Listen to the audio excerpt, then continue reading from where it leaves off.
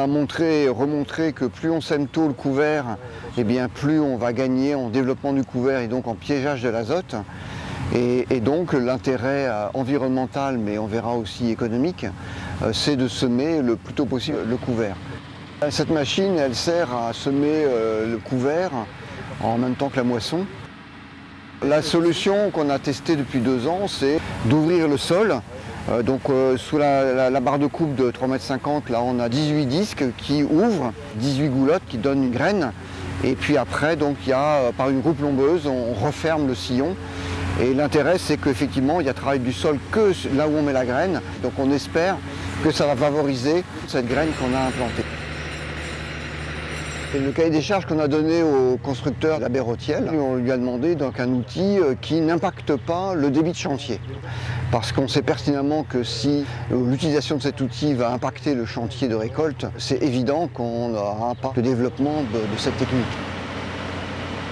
Après, la deuxième grande question, c'est est-ce qu'effectivement d'enterrer la graine avec ce système-là donne un plus par rapport à des pratiques plus classiques comme maxi-couve, c'est-à-dire où on met la graine en surface sans l'enterrer, ou une pratique classique, c'est-à-dire un travail du sol avec faux semis ou sans faux semis. Notre objectif, c'est essayer de vérifier s'il y a un plus ou pas dans le développement du couvert, parce que c'est ça l'enjeu.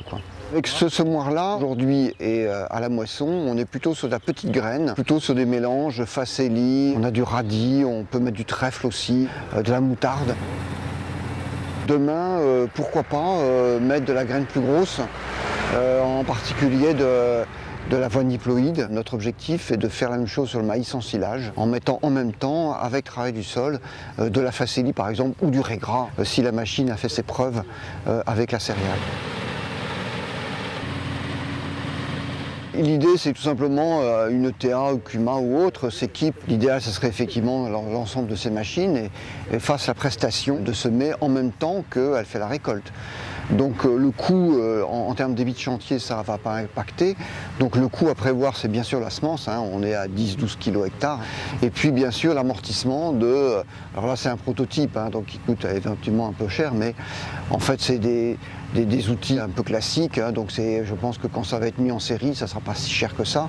Et après l'agriculteur demandera ou ne demandera pas cette prestation, sachant que si l'agriculteur ne demande pas la prestation, la machine se relève et la moissonneuse est faite comme d'habitude.